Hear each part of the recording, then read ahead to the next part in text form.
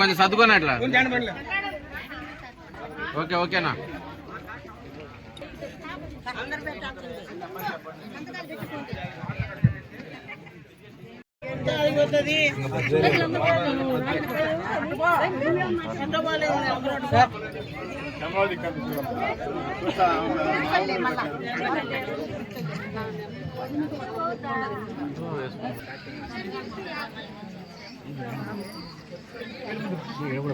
కొంచెం వెనకాల రండి అన్న. కొంచెం వెనకాల రండి. నా చదువుకోండి, వాళ్ళు పక్క చదువుతారు. వచ్చేయండి.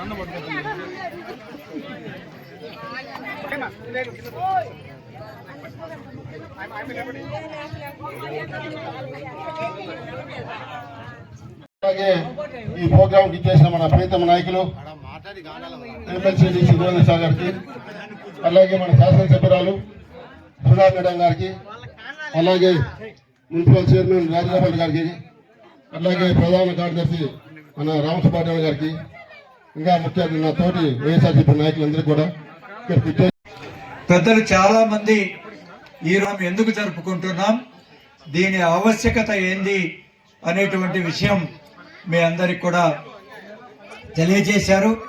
మీ అందరికి కూడా అర్థమైంది. విద్యను అభ్యసిస్తున్నారు.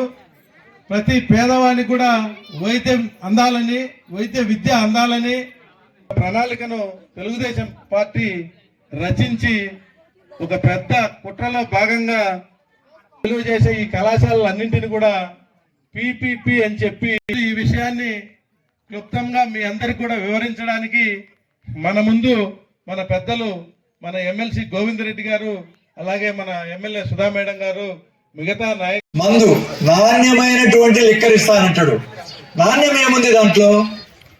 నాకు అర్థం కాలే. నాణ్యమైన మెడిసిన్ ఎవరికైనా ఈ మందులు ఇస్తానంటే పర్వాలేదు, కానీ నాణ్యమైన చదువు చెప్పిస్తానంటే పర్వాలేదు, కానీ నాణ్యమైన తాగే మందు ఇస్తానంటే మాకెవరికి మా బుర్రలకు అర్థం కావడంలే. కాబట్టి ఇది మరి ఆయన పద్ధతి. అది చెరువులో ఎంత ఘోరం అంటే ప్రభుత్వానికి 70 రూపాయలు 80 రూపాయలు లిక్కర్ మీద ట్యాక్స్ వేస్తారు. ఎందుకంటే అది సిన్ ట్యాక్స్ అంటారు. అంటే అది యొక్క పాపపు పన్ను అది. ఎందుకంటే దానివల్ల పాపం పుణ్యం రాదు తాగడం వల్ల, ఈ పేకాట ఆడము ఇవన్నీ కూడా. దీన్ని సిన్ ట్యాక్స్ అంటారు ఇంగ్లీష్ లో. అలాంటి ట్యాక్స్ ప్రభుత్వం, ఎందుకంటే తాగేవాడు ఎట్లయినా తాగుతాడు, వీక్నెస్ ఉంది జనాలకు, మనం ఏం చేయలేమని చెప్పి ప్రభుత్వం ఎక్కువ వసూలు చేస్తారు.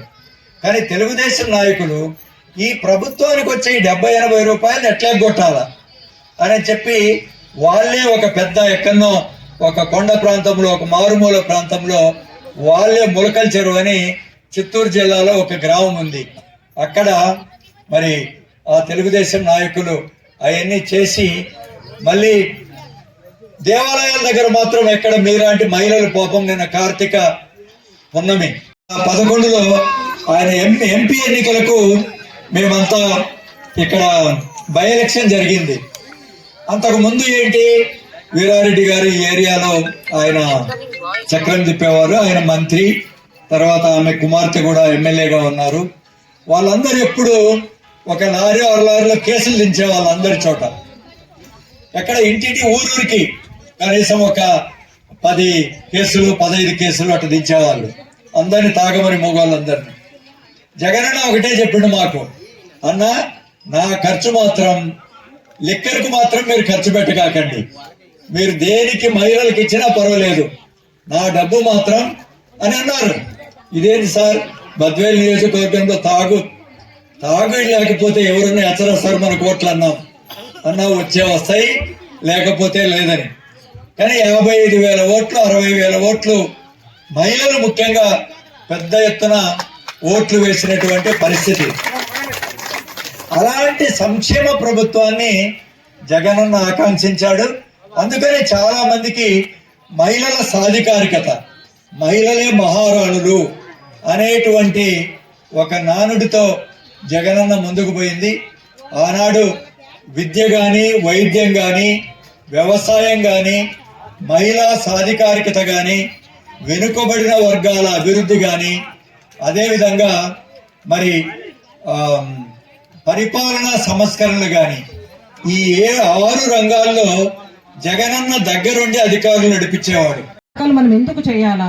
ఈ ప్రైవేట్ మెడికల్ కాలేజెస్ అనేవి మనం రోజు చూస్తాం, మనకు రోజు మన లైఫ్ లో దాని వల్ల ఈ గవర్నమెంట్ తీసుకున్న నిర్ణయానికి మన ఎలాగా రాజగోపాల్ రెడ్డి అని చెప్పినారు. మీకు తెలుసు, మన కడపలో RIMS doctor YS Rajasekhara Reddy గారు తీసుకొని రావడం జరిగింది. ఈ రోజు ఆ రిమ్స్ లో రోజుకు 1000 మంది పేషెంట్స్ కొంత ఉంటుంది, మిగతాదంతా వాళ్ళు అమ్ముకోవచ్చు సీట్లు. మీకు తెలుసు కదా, గవర్నమెంట్ స్కూల్ కి ప్రైవేట్ స్కూల్ కి ఉన్న తేడా. గవర్నమెంట్ స్కూల్లో మనం ఏం డబ్బు చెల్లించాము, కానీ ప్రైవేట్ స్కూల్కి వెళ్తే ఉచితంగా